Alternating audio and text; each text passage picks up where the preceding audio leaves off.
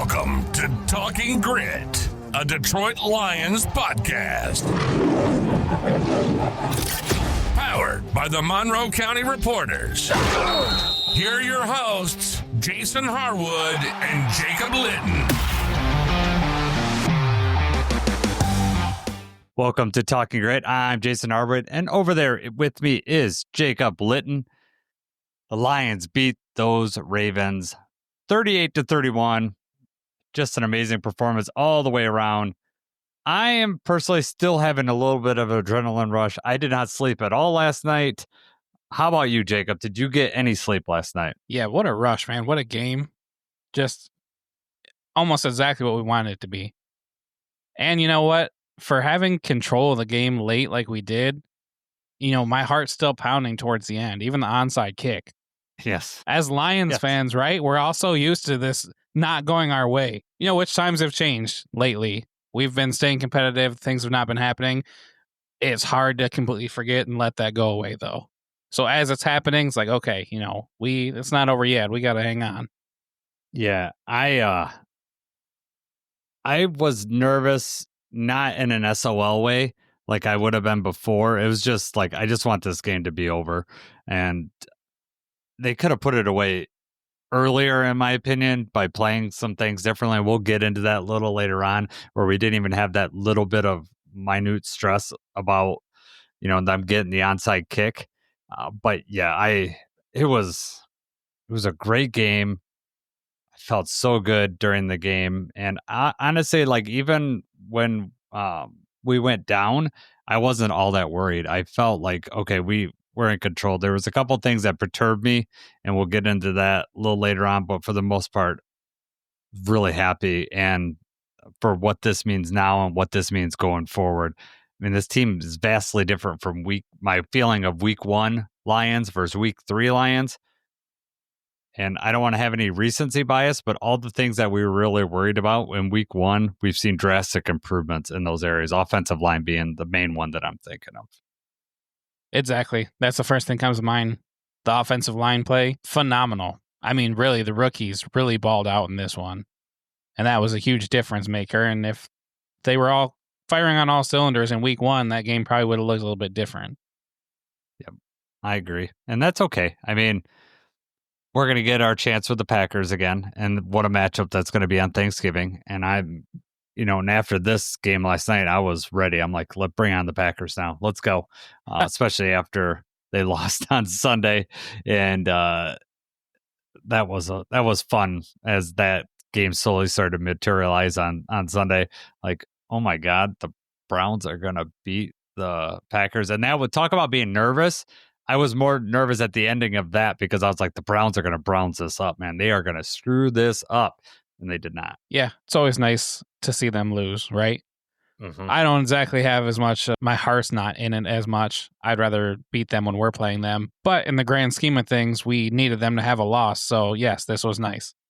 Yeah, it was nice. And honestly, we'll probably talk about this tomorrow when we do our Browns podcast. But since we're the Browns preview, I kind of like the fact that the Packers lost to the Browns right before us. So like, if there was any inclination for us to like take the Browns for granted, that's over, because they're like, they just beat the Packers who beat us the week prior.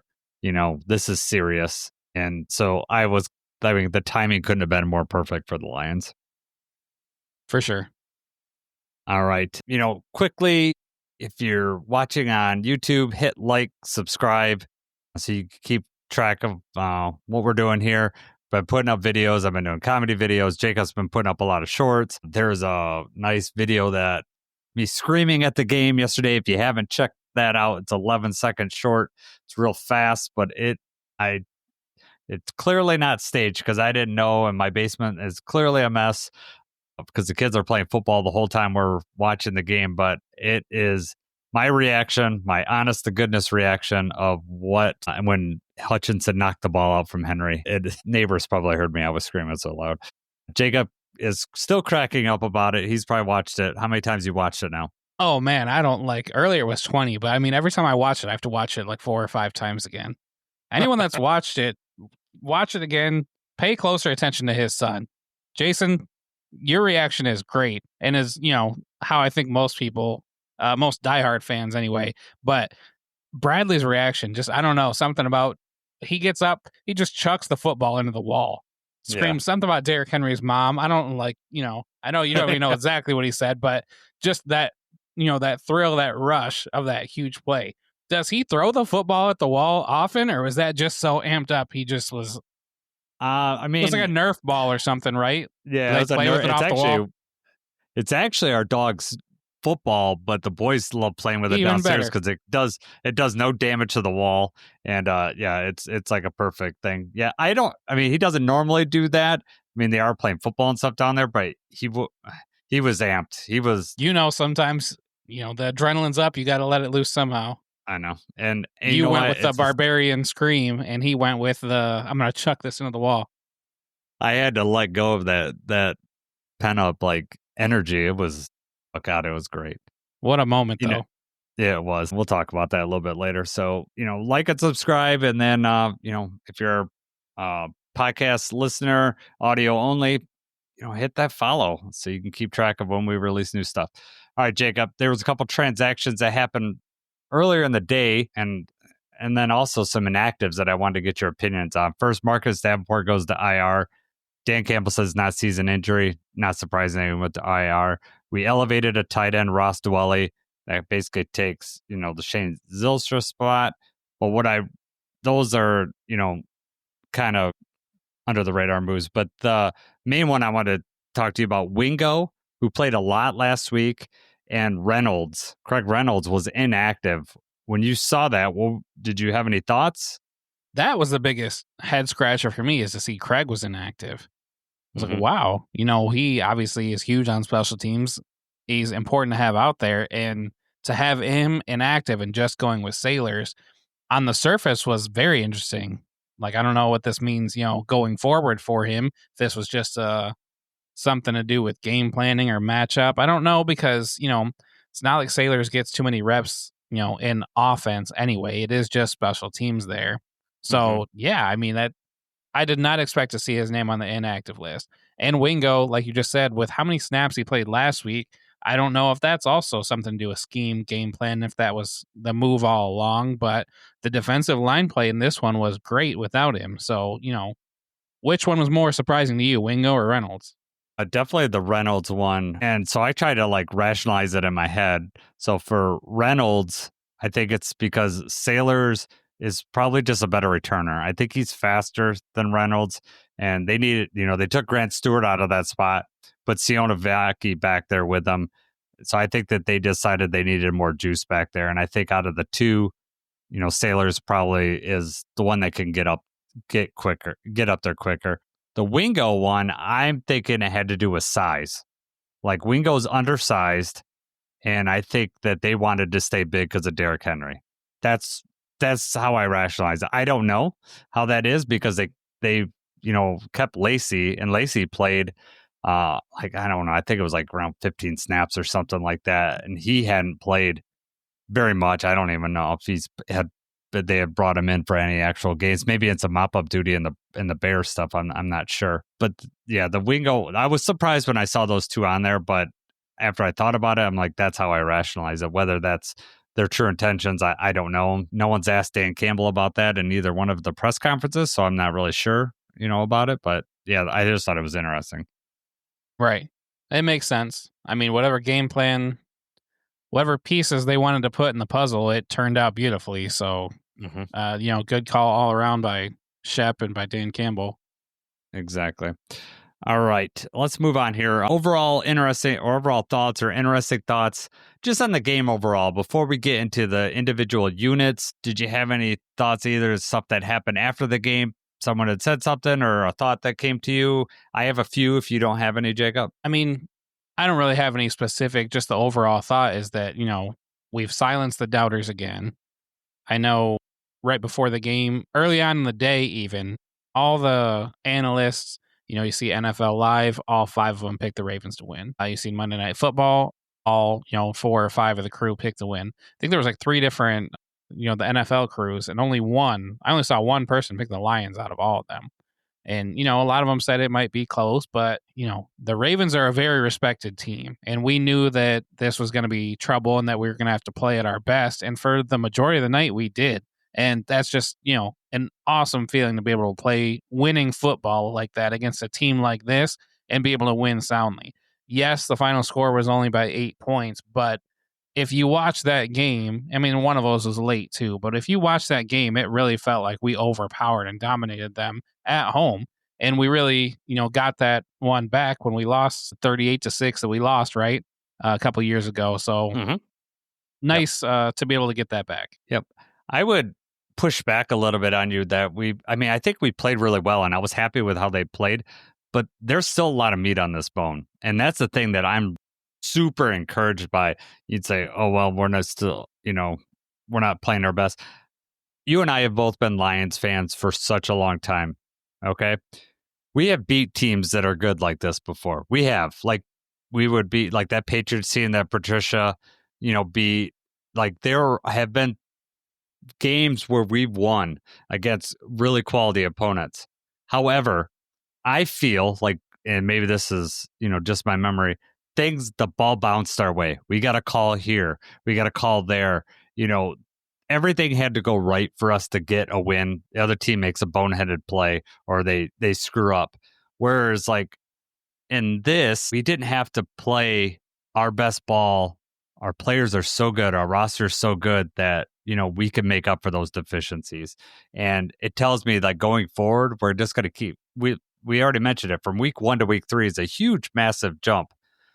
Dan Campbell says week 18 is when you should be playing your best football into the playoffs. So we have a long time between now and then.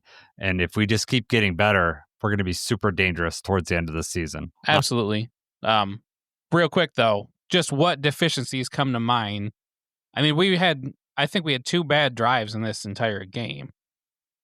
So what exactly, I will talk about those when we get into the individual. Like, I have, like, in my defense and offense, I have, like, what we need to work on. And so I'm just going to talk about it there if you're okay with that, just so that we could kind of move on from this section. But I have stuff. I will specifically answer your question about that. And and this is, by no means do I mean we played bad or we should be worried or anything like that. I'm looking at this from, like, the Dan Campbell view of, we need to get better from week to week. Okay, these are the things that specifically I think we need to work on, because I don't want to put blinders on that, like, we're the best team ever. And nor do I expect perfection from this team and think they should play a perfect game of football every week. That's not wrong. That's not where I'm coming from at all. Mine is like, okay, what does the tape tell me? What did my eyes tell me? This is what I think that, what I would like to see. And some of it, I think I text you during the game. We were just talking about certain things. So I think you're going to kind of know where I'm coming from, but we'll when we get there. And we feel the same way about that there's obviously things that need cleaned up. No, it was not perfect. There's, I get what you mean by that in that sense. Like, we left some things out there. Yes, there are some things to clean up, as there always is going to be. Yes, and that's where I'm coming from. I'm just saying what I like is that we didn't have to play a perfect football game to beat this team on Monday night, a team that just totally destroyed us the last time, So my first thing I just want to say is Dan Campbell's finally getting some recognition. It wasn't all the coordinators, Finally we're realizing that, that maybe he had more say in the offensive room. He's moved up. He's trained these coordinators well to come up and take good spots. So I'm glad that Dan Campbell's getting some recognition. 2, the defense is on its way to being special. This is one of the best defenses I've ever seen the Lions have. And we saw it last year at the beginning of the year last year when things were healthy. I really like, there's some stuff that we need to clean up for sure, especially in the first half. The second half of all the games, we seem to be much better. So, which is encouraging. Kelvin Shepard is finding out what's working and making it go. I just want him to find out earlier, so maybe we could shut some of these teams down so they're not scoring opening touchdowns drives. The questionable calls from the referees in this one, and I'm not a referee hater or whatever, but there was some really bad stuff. Like the Goff backwards pass. I know that was close, but generally they give you the benefit of the doubt unless it's so obviously backwards. And I don't know. I hate when they just let a play run, and I have a feeling if Gibbs would have just let that go and not caught it, they would have just ruled that an incomplete pass. And then or the it second would have been thing is reversed, and we would have to watch them. It's not coming to me right now, but where we had that play where it was like obviously that was the a Packers. throw. That And was the yes, Packers on where it was like Thanksgiving obviously last that was year. a throw. You let it go, Yes. it counts. And they had another one in this game. Replay assist shut it down pretty quick, but obviously a forward pass. Obviously, Yes. like Gibbs is over there, it hits the ground. They pick it up and they let them play it out. If not for replay assist picking up very quick, we'd have had to go through a whole challenge process for them to see that obviously it was a throw and an incomplete pass. Wasn't even particularly close. So yes, the refs were not on their game tonight at all. The two more. The Branch illegal block call. Yeah, A Branch is on the ground in the fetal position, and they called it an illegal block on it. It was preposterous. I don't get it. I've never seen an illegal block called on a defense, to be honest. So I've never seen that. I have seen what they're talking about where, you try to, part of it's usually linebackers, right? If that's your assignment is to blow this side up and open the lane up, they don't want you diving at somebody's knees. It's the same as a shot block on offense. I've seen that happen and seen them call it. So I get that. But you're right. He slides down on the ground. Minimal contact, really, too. Like, what kind of malicious intent do you think was behind that? I know. Yeah. The third one, and I don't even it's not even mine. It's actually Dan Pask, who's in chat right now. He said the Hopkins OPI, and I know that had to be yours, Jacob, because OPI is like your pet peeve. When I saw it live, I did not see it, but I watched the replay today, and I was like, oh, God, yes, he's got his full face mask and turning it. I was hot, man. I go off about that. Sure. Even if I'm here, the boys are probably sick of it, too. I say the same thing every time. It's like, they let these receivers get away with whatever they want. He's initiating. If you're going to let him hand fight, you're going to let him hand fight. Mm-hmm. But then it's just the same thing every time when you put this in slow-mo. You see the offensive receiver initiating contact, pushing off. Sometimes they'll grab one arm. They'll do whatever. And then as soon as it becomes apparent that they're not going to be able to catch the ball, that's when they flail and their arm goes up and they act like, oh, I couldn't get there because of this. Oh, my God, it makes me so mad. Yeah. So that just made me upset. And, of course, it's on Terrion, so he's got the label of being handsy anyways. But DeAndre Hopkins, veteran receiver, just did it. But I don't know what else Terrion's supposed to do in that situation because he clearly grabs his face mask and twists. So it was insane. All right. Before we move on, I do have one question for you. Is everyone saying this is a statement win? To you, Jacob, us beating the Baltimore Ravens, is this a statement win? In my opinion, I think for it to be a statement win, there had to be some sort of question or some sort of thing that it was like, you know what, we weren't going to be able. In my mind, this is how I thought we were going to look. This is how I thought this game was going to go. I knew it was going to be tough. I knew that we had the team. I don't think it was necessarily a statement win. It was a great win. But I think when you call it a statement win, you either, had we held the Ravens to 10 points or something like that, I think you could call that a statement win just because that shows the defense. This was a hard-fought game. It was a good win. I don't like labeling it a statement win in any way. Where are your thoughts on this? Yeah, I don't know. Maybe it's just words. I don't know what it was. This game was encouraging on so many levels. I will tell you that. Just my thoughts going forward.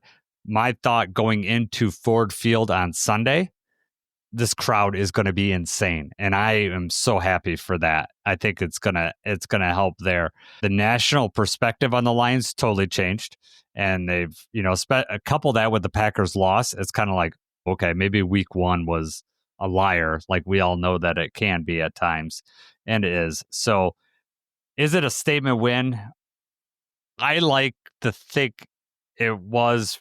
From the Ravens are a tough team. They're we're a mirror image of each other, of what we want to be, at least as far as how you play the game, how you build a team. that type of stuff. Obviously, our quarterbacks are totally different.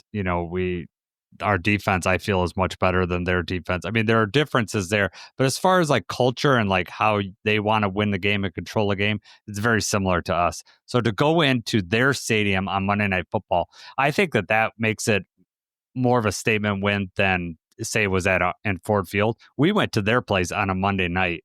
Like they're wearing their all black jerseys. The crowd's pumped up. They're 1-1 going into this game. And it's not like they played terrible. We've seen how tough the Browns are, and they beat the Packers. Buffalo's obviously very good, and they should have won that game. The same thing happened in this game that happened in that game. Derrick Henry fumbles, and I don't know if we lose if Derrick Henry doesn't fumble. Buffalo loses if Derrick Henry doesn't fumble in that first game.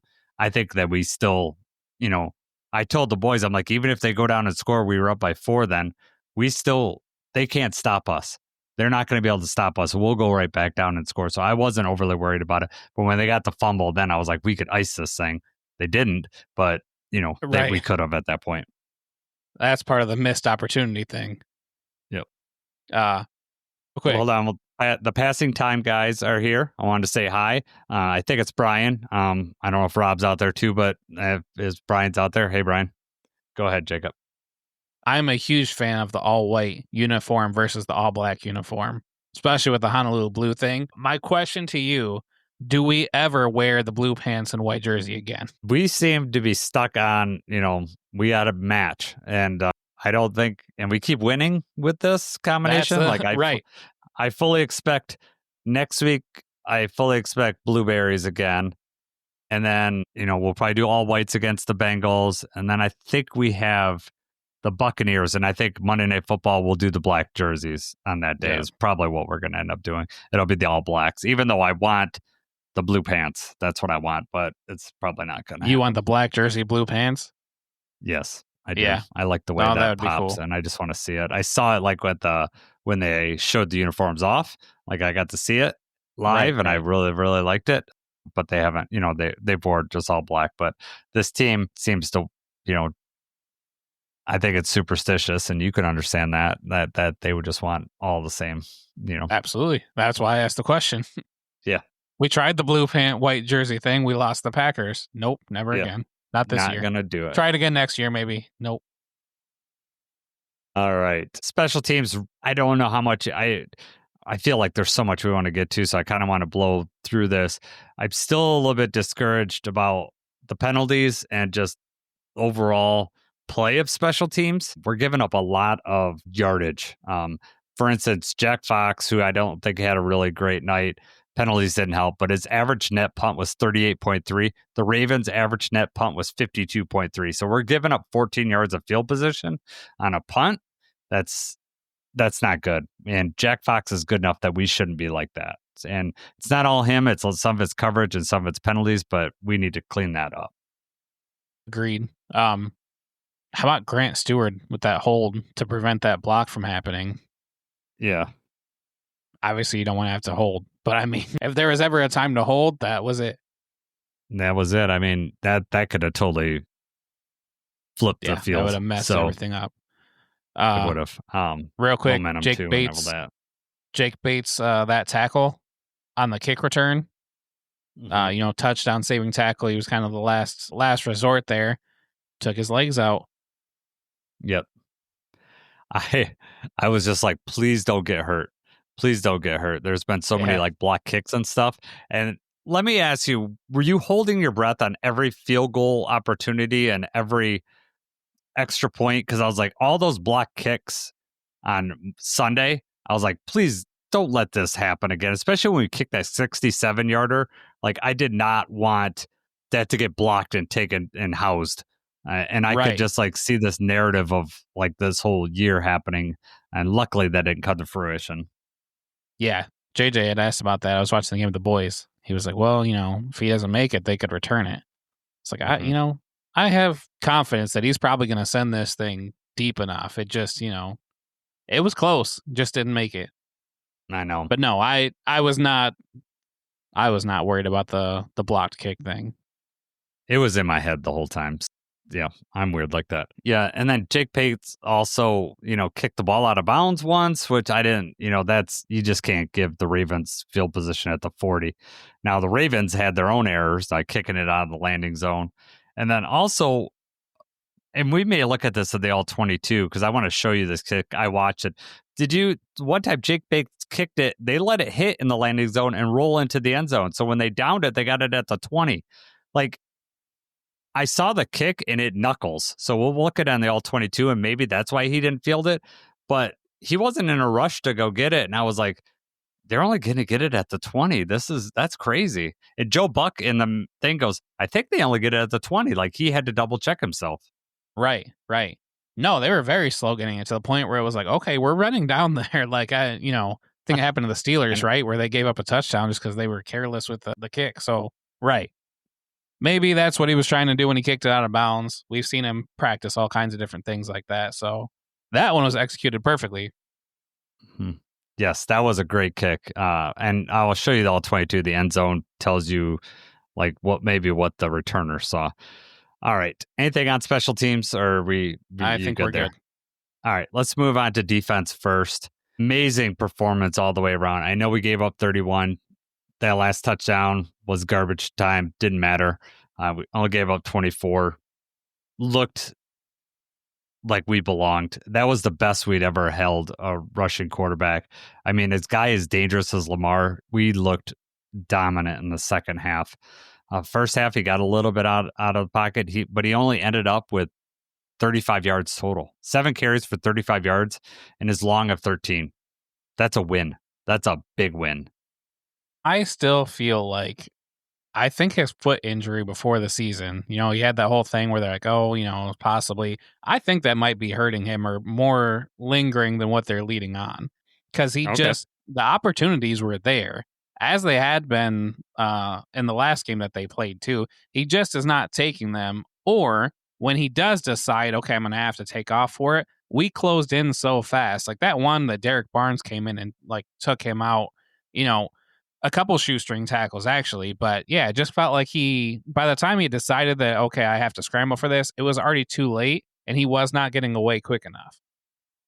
So was that, probably a combination of the way we were playing him, the coverage downfield being tight. He didn't have anywhere to throw the ball when he really wanted to, and our ability to close in. I mean, we had a spy, Nowaski. I mean, I don't know how many times he did that, but I mean, he obviously had the huge sack, which looked like a fumble, and that would have been amazing if they hadn't blown the whistle right before he did that. Yeah, just a great defensive game plan by Ship. Yeah, Nowaski come back playing his first game, and, you're asking him to spy Lamar Jackson. How about that for your first game back? Right. And I will get to it in the all 22. That sack that he had was unreal. He's one-on-one with Lamar Jackson, and Lamar Jackson couldn't shake him. And if you watch it, Nowaski just sits there and he's the spy on the play and he just mans him up and took him down. And there was multiple times where Nowaski was the spy on Lamar Jackson. So, AG hardly ever ran a spy and looks like Shep has decided to do that. And well, how many times we've been burned by the scrambling quarterback. So, I mean, it was nice to be able to have a spy and to have it used properly and, for him to be able to execute. Mm-hmm. But I also go with what I was saying before. He's lost a step. He's not, something's not quite. If Trevor Nowaski is hawking down Lamar Jackson. Are you giving us an asterisk there, Tarico? You've been waiting to say that. You probably got that written on a sheet of paper in front of you. Like, when do I pull the trigger? No, I didn't. I just thought of that one. I did do the Tarico thing earlier on Twitter, but that was mostly due to their defensive tackle out, and then, the linebacker that was out. So, all right. The linebacker that was out. What was his name? Van Noy. I was going to say, don't act like you forgot Van Noy. Yeah. No, I know. I just don't want to say it because he balled out after he left the Lions. All right. Defense, 318 yards, 1 turnover. We did cause 2. I know the Derrick Henry fumble, obviously we got, but the Lamar Jackson fumble on the goal line was gigantic because not only are we not taking the ball at the 2 or 1 or whatever, We got it at the 20, which we didn't do as much. We didn't do anything with. And that was disappointing. When we get to the offense, we could talk about that. But at the time when it happened, I was like, not only did we stop them on 4th down, I mean, it couldn't have been any better other than us getting the ball. Like DJ Reed almost scoops that ball. Like he is trying to push it out, and Lamar Jackson, because if he'd have pushed it ahead, can you imagine that getting a touchdown when they had a 1st and goal? That would have been insane. But anyways, didn't happen. But that was just an amazing play. Jack Campbell played that perfectly, and at defense, we had very good coverage on that play. He had nowhere to go. And, then they got down later on, and then they tried to do a Derrick Henry toss. And he almost sort of picked a DJ Reed down there. I was like, you're not the Lions, man. Don't try these trick plays. Yeah, it's one of those things I'm sure the offensive coordinator is like, don't throw it. Don't throw it. Don't throw it. It's not there. Don't throw it. Yep. Yeah, that was frustrating because we should have had the pick there. Branch dropped a pick earlier, I think, in that same drive. Or it may have been the drive before that, but Branch's pick was right there. I mean, a great play by him. He just was not able to come up with the ball, and he definitely should have. But then the DJ Reed thing, the ball's right there. That's a play you would have liked to have him make. I agree. So as a defense as a whole, 318 yards. They had the 1 turnover. We sacked them for 7 sacks, 77 sacks, 7 sacks for 55 yards loss. Obviously huge. Derrick Henry, not only did he have the fumble, he was 12 rushes for 50 yards. He had a long of 28. So that means he was 11 for 22. So if you take that long touchdown run out, he averaged 2 yards a carry after that. I know the Browns did it to him the week before, but I'm ecstatic with that performance. Absolutely. I mean, when you have a great defensive line, good linebacker play, there's not any holes for you to run through. And he's not, able to break it outside very easily anyway. So, great game from the defensive tackles, DJ Reader, Tyleek Williams, Pat O'Connor. I saw him out there a lot. I know he kind of got bullied out of the way on that 28-yard run. But, I mean, overall, good play by the defensive line. Mark Andrews tore us up, which was interesting. My brother, who's actually at the game, lives in Baltimore, and they have season tickets. He is a Steelers fan. His wife is a Ravens fan. So how strange is that? But then his secondary team is the Lions. And so he texts me. My first text was, did you bring a box of Kleenex for your wife? And he goes, I don't think we're going to need it. And then we scored a touchdown real quick. He goes, maybe one tissue. But it was, he was like, who's covering Mark Andrews? And I looked at it, a lot of times it was Branch, Anzalone was on him. Andrews had a good game. And I don't know if it's because we kept coverage off for the spy and we weren't able to, double Andrews at all, but he tore us up. But who didn't tear us up? Zay Flowers. He had only 3 targets in the whole game, 2 catches for 13 yards. That's awesome. Yeah, I think, we'll take Mark Andrews having some extra targets. So that means we're shutting down the faster receivers, the bigger threats. And 2 of those passes to Mark Andrews were right on the money when they had to be. That one that Branch was right on top of him was an excellent throw from Lamar. And that touchdown pass, I think it was a touchdown where Anzalone was right on him. Yes, that ball was thrown 100% accurately, exactly where it had to be, where Andrews could get it. It was just out of Anzalone's reach. I mean, the coverage, you really couldn't have played coverage any better than that. And then the second touchdown to Andrews was the garbage time touchdown, where they all out blitzed. They all out blitzed, and he was just wide open back there. All right. Jack Campbell. Now, I don't know if he was like a Detroit favorite, but after having his face all taped up, bloodied, he's throwing up vibes of Rip Hamilton's Mask to me. Like, he's got to tape his face up all the time now, right? I mean, he's got to do that. That's got to be his thing. You just want, the Jack Campbell tape. The fans will start wearing tape to the game like that. I want it. And Dan Campbell said that, as he's spitting out calls, blood's going everywhere. He's just spitting blood out, which I don't know if you really want to be advertising all that, but maybe that's normal. I don't know, but he was a monster, and he's what we needed him to be in the run game. And I got to see him tackle, Derrick Henry, which is what I wanted to see. I wanted to see, Derrick Henry, all that power, and Jack Campbell, collide, and they did. And so my life was fulfilled last night, and especially when, Derrick Henry didn't roll over Jack. So Jack took him down. Yeah, that the play on Lamar on the fourth down thing, to be able to he's running with his hands up, obviously, just to make sure he's not throwing the ball, but he's also not leaving the ground and leaving yourself susceptible for him to run around you. And then you get close that you get hands on him, and that's when you're like, I'm taking this ball too. That was just a great play by him. Mm-hmm. Yeah, that was amazing. And then, the ball squirts out and goes back 20 yards. So that was awesome. The things that we need to work on, all right?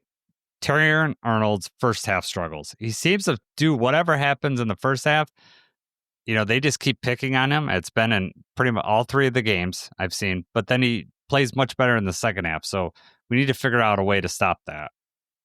Have you noticed that? I guess maybe he settled into the scheme more or something like that. I don't know what exactly that would be. It also, it's still unfortunate. It's one of those things where they need a huge play, and it seems like, okay, well, where's number 6 at? That's where we're going to go with the ball. And it's not, doesn't seem like it's necessarily matchup dependent. They had that one where, it was a really long third down, and it was just like, let's just, we're going to chuck it up deep, and they went to whoever Terrion was covering. Yeah, Terrion had his hips turned weird in that one. I think it's because it's their speed receiver. I can't remember who it was. Was it Bateman? I don't think it was Bateman. I think it's the other one. I can't remember. I have to look at it. But they turned his hips, and he was just out of position, and then he was just wide open. So we need to. I don't think it's unfixable, and also I think part of it is that they're shying away from DJ Reed. DJ Reed is so sticky in coverage that, if you're gonna pick on Terrion, if you're gonna pick out of the 2. So, which is weird because DJ Reed's coverage grade on PFF is not great, but I don't see it. I don't understand why it is.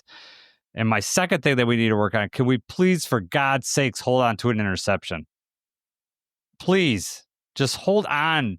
Alex Anzalone in the first one and the Packers game, and then Brian Branch in this one. Awesome read by Branch. Amazing read by Branch. And then he doesn't come home with the football. God, I was so disappointed when he dropped that. It was so deflating, but we need to hold on to these interceptions. That's the crazy part, is what a crazy good play it had to be for him to even have the chance. The read, the beat he took on the ball, he got there right, awesome play. You're right, you got to finish. I'm sure he'll remember that one for a long time, because that would have been a game changer, and that was an easy one. Once you're there, you've already, you played everything else perfectly to execute. All you got to do is just catch the football. So yes, that's very disappointing. Real quick though, I mean, you moved on, but like the Terrion thing. Yeah. Are you concerned? I know a lot of the fan base is already kind of calling the draft class, I don't know if you want to say a bust completely up and down, but people are not happy, Rakestraw, Manu, Terrion Arnold is not playing like a round 1 cornerback that you would expect. Mm-hmm. I am okay with Terrion, but I do know that he has not been perfect, and he's not playing as cleanly as we would have liked to see so far, in year 2. He's still making a lot of the same mistakes. Things that we thought were corrected during training camp that just seem to keep coming back. Where is your head at? Do you think this is about as good as it's going to get? Do you think he's going to take another leap as the season goes on? I think he's already taken. He's playing. I know the DeAndre Hopkins play is out, but as far as, he's playing the ball better. He's doing things better. There's just some other stuff that he needs to clean up as far as like just sticking with his man. And honestly, some of that seems worse than last year, as far as like guys running a little bit more open than I saw. So that does concern me a little bit. It's his second year. I'm not writing the guy off. The guy works hard. I mean, he's got the right makeup. He can make improvements. Some of it's also, we play so much man too, that, is that putting a lot on his plate? I don't know. But in the second half, he's playing. I mean, they're not picking on him as much. I mean, the coverage I saw, the All-22, it's sticky. So I don't know what's happening. If he's just like getting a better read on the receivers and like, getting used to their, getting used to their movements, and so therefore he can read them better. I don't know. Maybe he needs to do a little more tape study. I don't know if that's it, but I am not overly worried about it. Yeah, I mean, I like him as a corner. I think the thing that most fans are pointing to is the whole round one thing. And it's also just the fact that most cornerbacks that are going to be elite have already shown those flashes and have already had elite play at this point in their career. And that's where it's kind of like, will he take that next step? Is he ever going to take the next step? Or is he just going to be, he is what he is. He's a pretty good cover corner. He's good in these situations. He's a pretty good number 2 for us. He's not going to be shadowing number 1 receivers, locking them down week in and week out. Hard to say at this point. It is hard to say. And I would, prefer him to be up there. And then also when you compare him to Philadelphia Eagles, like Cooper DeJean and Quinion Mitchell, you're like, okay, those guys in the same draft class that were drafted, Quinion Mitchell was like 1 pick before Terrion, and then Cooper is obviously after. That guy's kind of disappointing. Plus you get, it's the whole Eagles angle. They draft all the players that, they take chances on all these players, and they seem to draft well each year. Yeah, right. One thing that I didn't like at the very end, like in that garbage time play where Mark Andrews scored the touchdown, all out blitz. I don't understand why you all out blitz there. Like, I play back and let them just keep, like, maybe guard the sidelines and make them throw it over the middle of the field and just waste more time. I know that, like, even with that, they scored that touchdown and they still only had like 23 seconds or something, like or whatever it was when they kicked the onside kick. Like, 2 more like plays to, like, even if they're sidelines, there's like, that's 12 seconds off the clock. Even if they catch it and go out of bounds, then even if they get the onside kick, then they would have to like Hail Mary it, which I don't even want to put it in that position, but Right.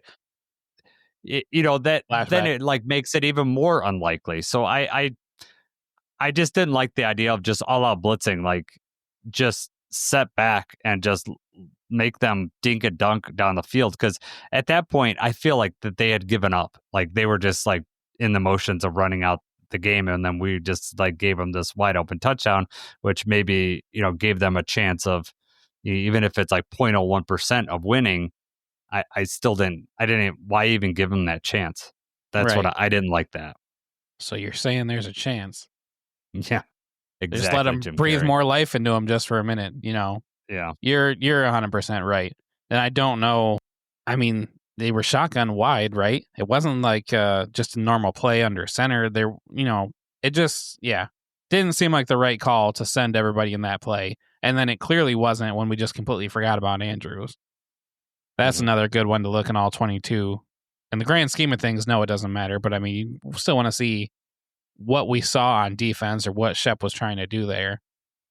Because you're right. Yeah. I mean, potentially you stop him one more time, 10 more seconds run off the clock, maybe. We don't need to end it with a sack. I mean, that's the thing. We didn't need to end it with a sack there. We just needed to, like, the clock was our friend at that point. Like, use the clock to our advantage. Like, who cares what Lamar can run all he wants. The more he runs, the more time that's coming off the clock. I don't care. Like, let him dance around. Just play the shell and keep everything in front of you. That's why I didn't like there. All right, unless you got something else, let's move on to offense. No. Hang on, because you can't bypass Al-Quadin Muhammad. I know you had said during the game, you were like, we need another edge. And I was surprised that came out of your mouth, or that you had texted that. That was sarcastic. Okay.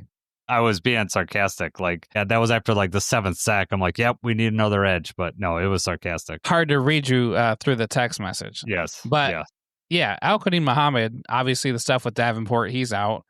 Muhammad played well. He's been playing better. Dan Campbell said we're going to start, giving him some more chances. And he made the most of the opportunity again. Mm-hmm.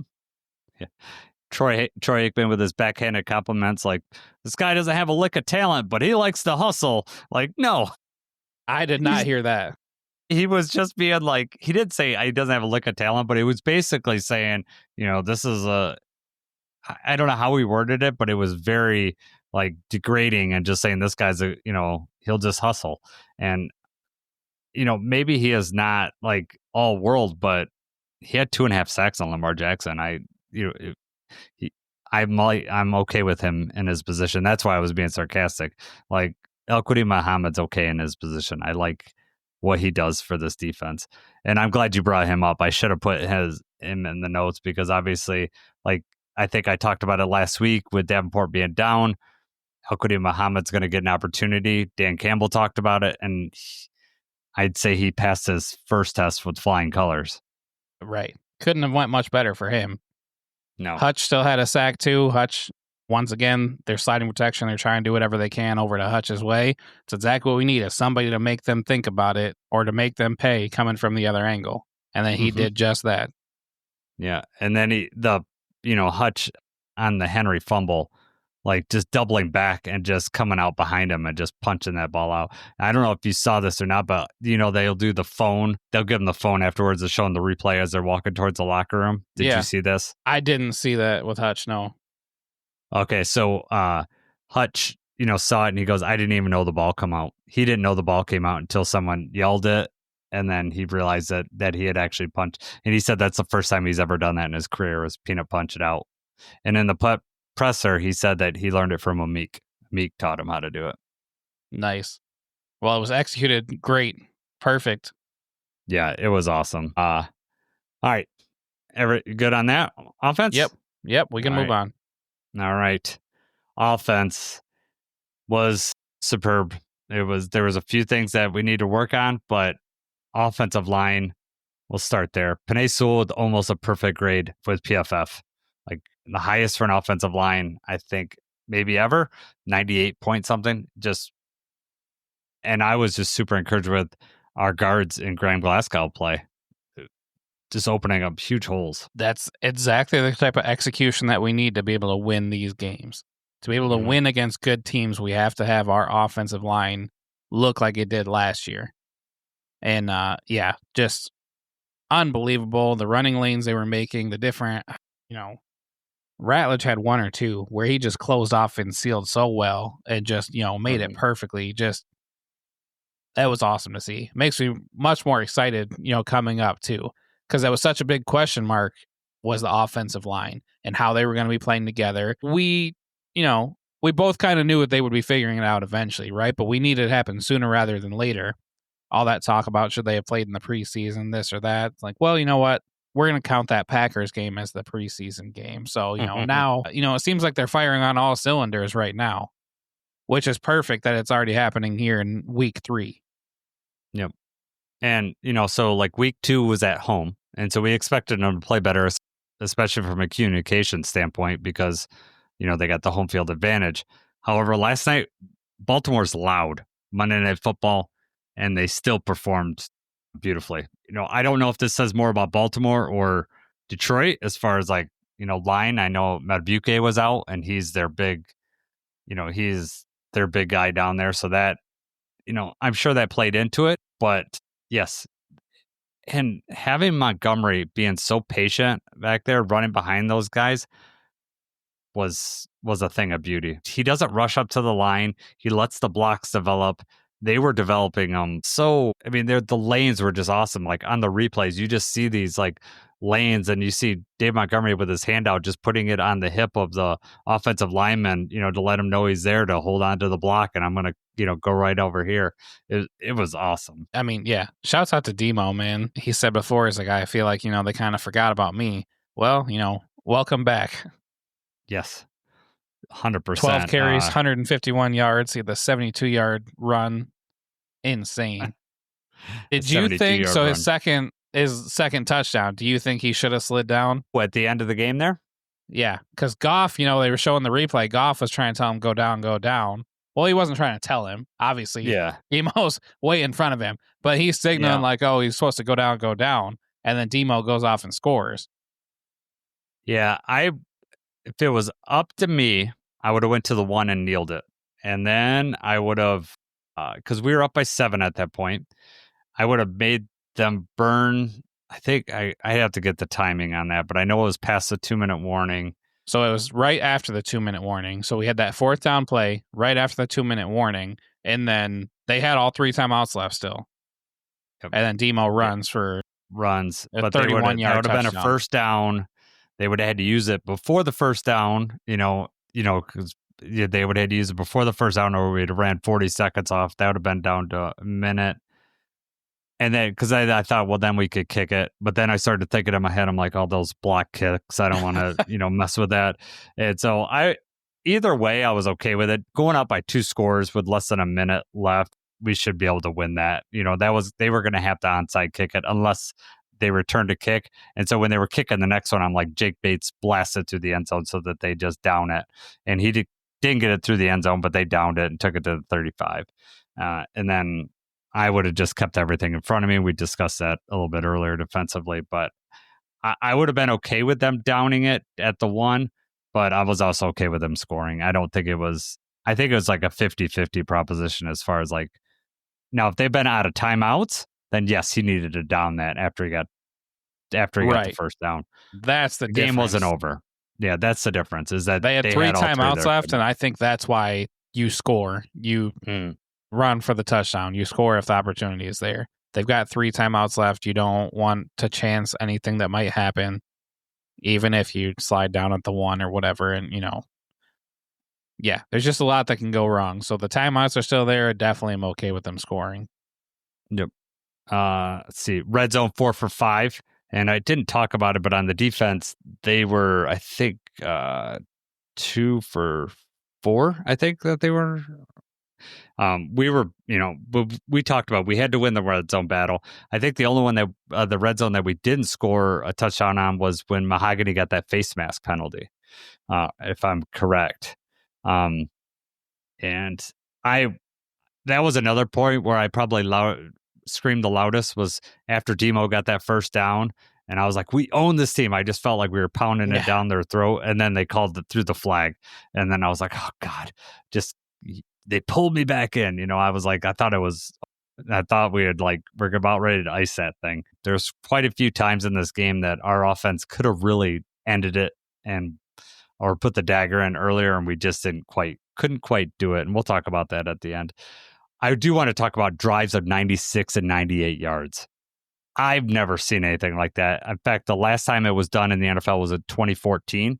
I guess the Steelers did it, where they had 2 drives of that length. But 96 and 98 yards, you only do that if you're running strong. Like for me, they dominated. That 98-yard drive was like almost an 11-minute drive. The longest drive in Lions history that they've recorded. They didn't keep in 93. I don't think they kept drive statistics past 93. So it's the longest one since they kept that statistic. 18 plays. And it was just a good mix, right? We were kind of doing a little bit of everything. Everything was working. Everything was called perfectly. It was great just watching it and seeing like, okay, we're moving the ball with ease.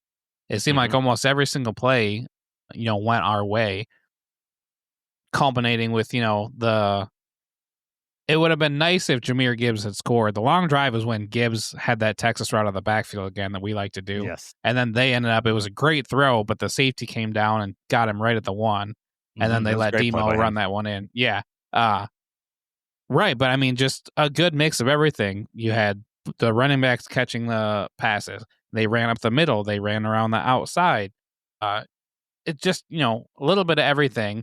The only thing that was missing, in my opinion, was getting J-Mo the ball more. And I don't know if Amon-Ra touched the ball on that long drive either, but it just felt like we should have been able to, especially after how the first drive went using Jameson Williams. We kind of went away for that the rest of the night, but I mean, you got to take what the defense is giving you. I would say in the 98-yard drive, we got to mention Sam Laporta getting huge third down catches. Yes. And when we get to the all-22 at the end, I watched him. He does some magical stuff, like jamming up against the defender so that he can create separation, because that play call was definitely, they were all meant to go to Laporta. He was the primary read on all that. He just made sure he got open, and Goff throwing it to the correct side. It was a thing of beauty. And, and everyone had their right thing. They started out so hot to J-Mo, like two throws in the first drive, and you're thinking, J-Mo, this is going to be a J-Mo game. That was it. That's all he got the whole rest of the game. Which, J-Mo was doing other things like blocking downfield. Like on that touchdown that Demo runs at the end of the game, J-Mo's down there blocking, and that wasn't the only play. Like Right. He's good for that. Yes, he is. We were 7 for 14 on third down, which is 50%. However, we were 3 for 3 on fourth down. So, 10 of 14 that could have ended. We ended up, we kicked a field goal on one of them, and then 3 other ones we had to punt. Did you think we were going to, so outside 2-minute warning happens, it's 4th and 2. Did you think we were going to go for it? Or what did you think we were going to do there? I 100% thought we were going for it. And I told my boys, I asked them what they would do. I asked Preston, okay, so my oldest thinks back to the 49ers game, and he was so mad at Dan Campbell after the 49ers game, calling him Dan Crampbell and like all sorts of things that, he was 12 at the time, 14 now. So, he was just really mad at it. Now his thinking is totally changed. I think I educated him enough that, that this is how you win the game. And I knew that they were going to go for it. Now the call was crazy, and I don't know if I saw that coming. The Amon-Ra coming out of the bunch and coming out of there, and obviously the Ravens didn't either, and that's why they held him.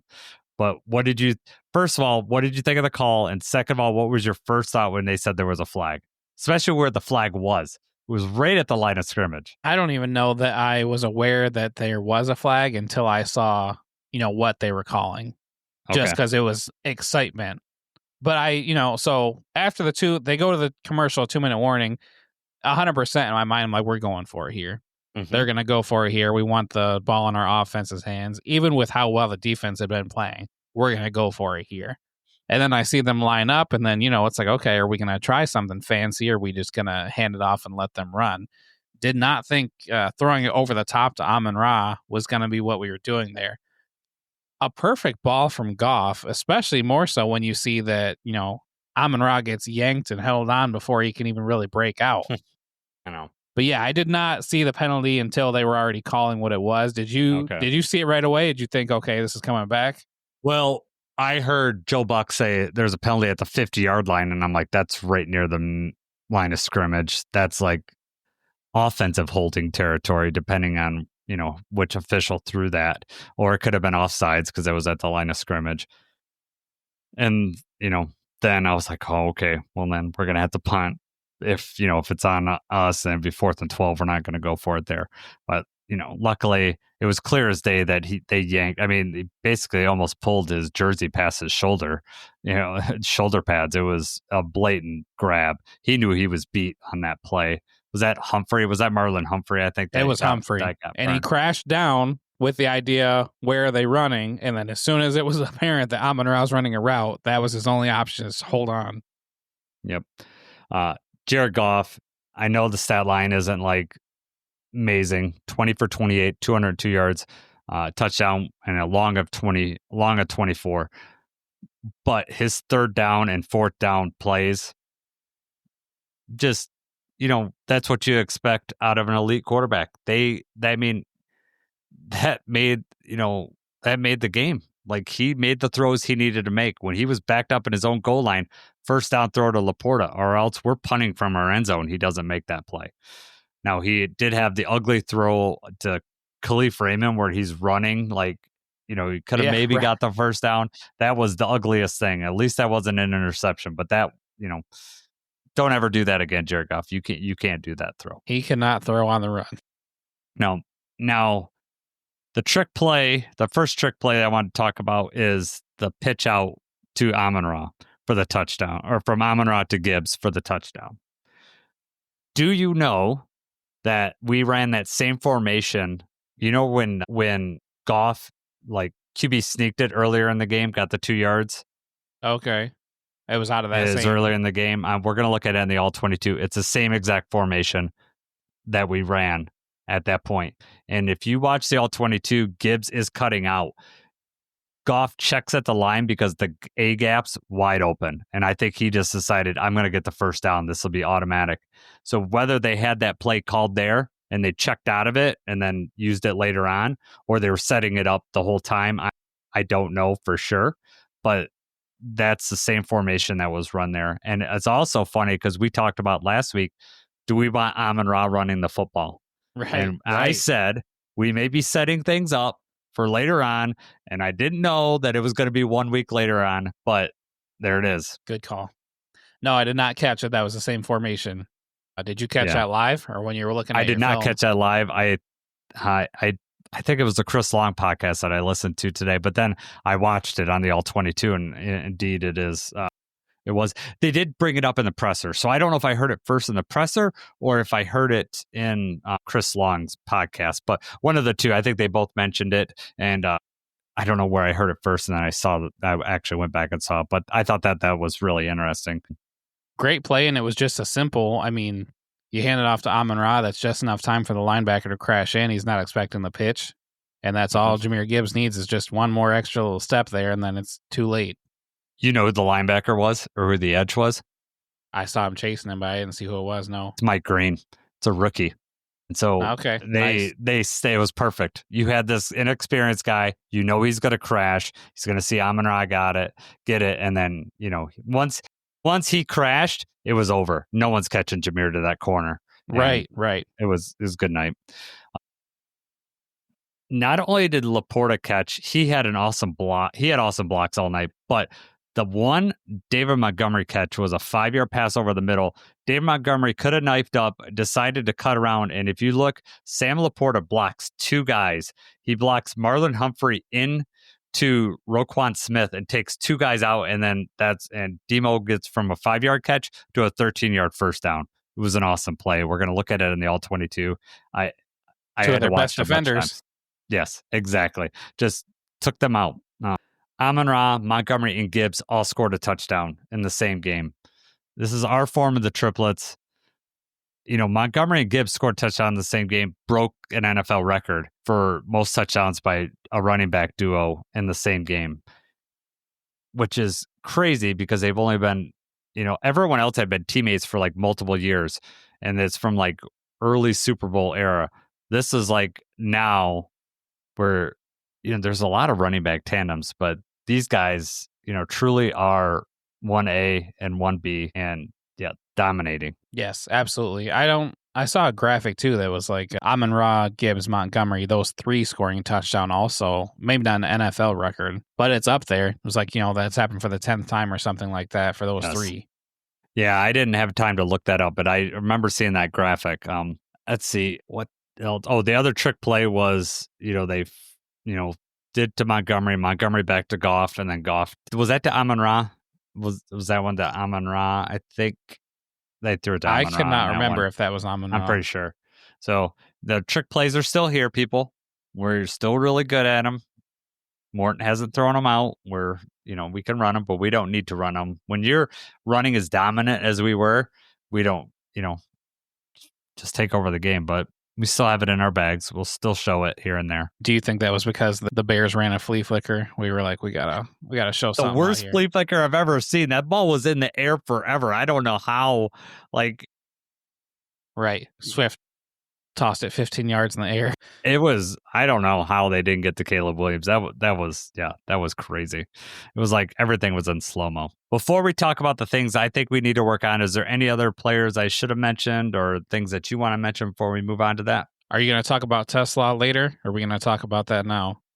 Let's talk about that when we get to the. Okay. Oh, actually, we could talk about it now because it wouldn't take very long. It just we go had ahead. Go ahead. So Tesla got 2 targets in this game. I know you had asked over under. Was it over under 1.5 catches, right?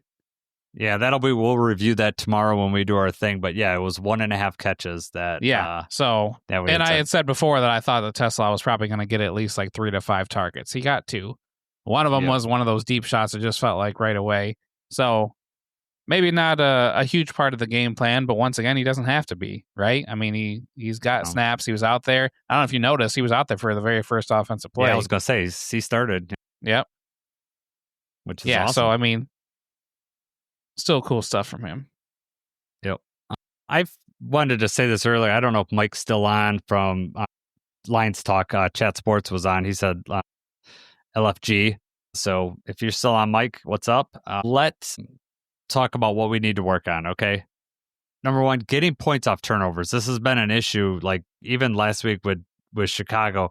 we got the Derrick Henry fumble. We need to go down and score a touchdown. We need to put the dagger in, especially when you get the ball on that side of the field. We had turned over Caleb Williams on downs and we didn't do it. It's something that the Lions need to get a killer instinct and take care of. I don't know if it's a play call issue or whatever, or just coincidence, but I want to see that.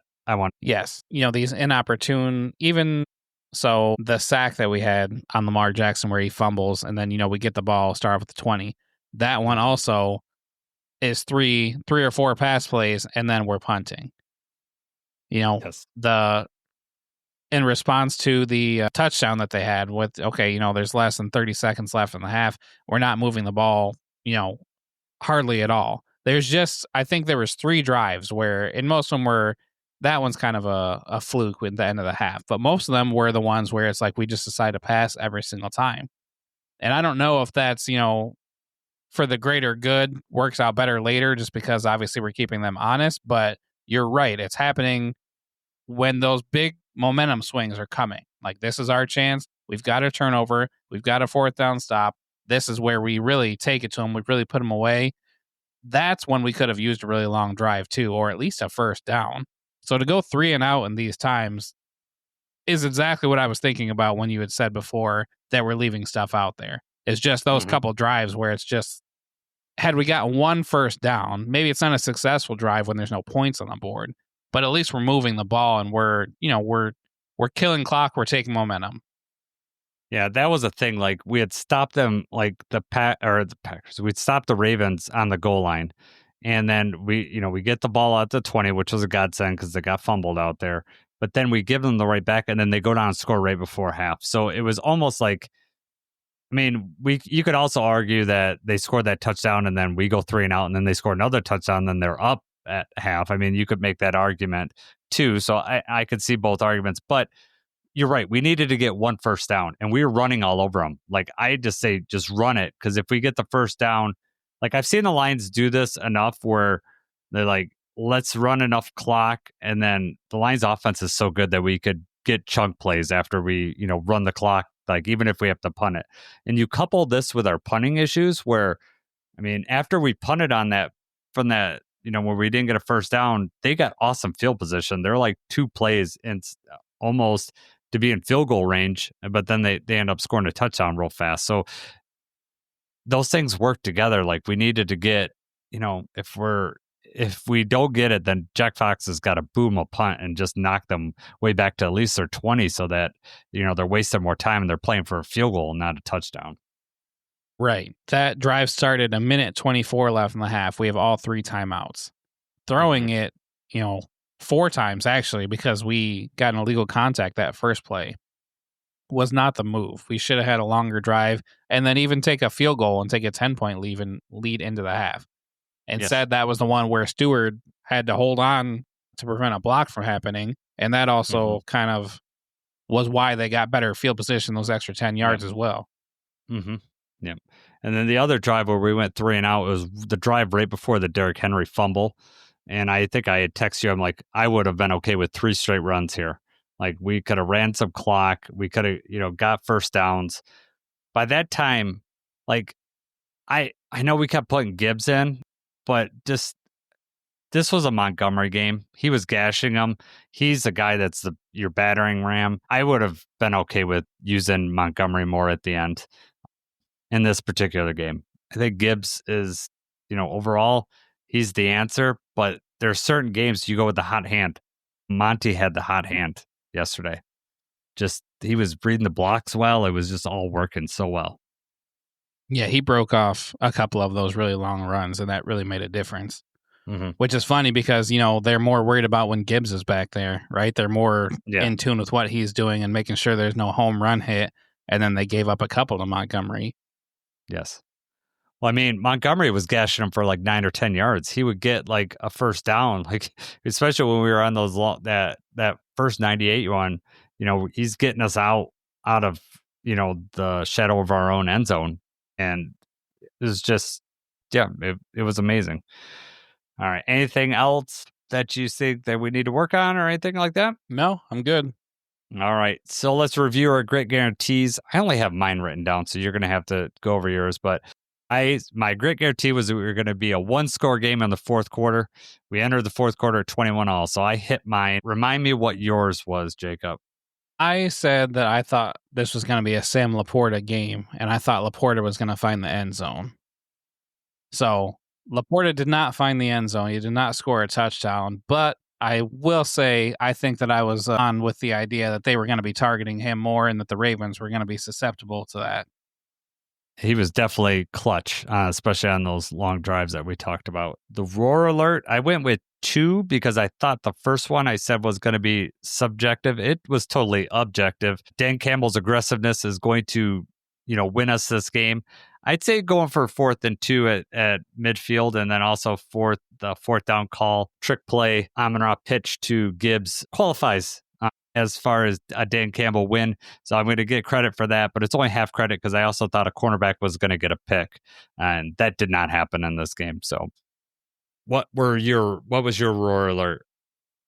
I went with Gibbs. I thought primetime Gibbs was going to do something really special and that we were going to be talking about it, which is funny because he had 2 touchdowns and 99 scrimmage yards, but he was definitely overshadowed by Montgomery, right?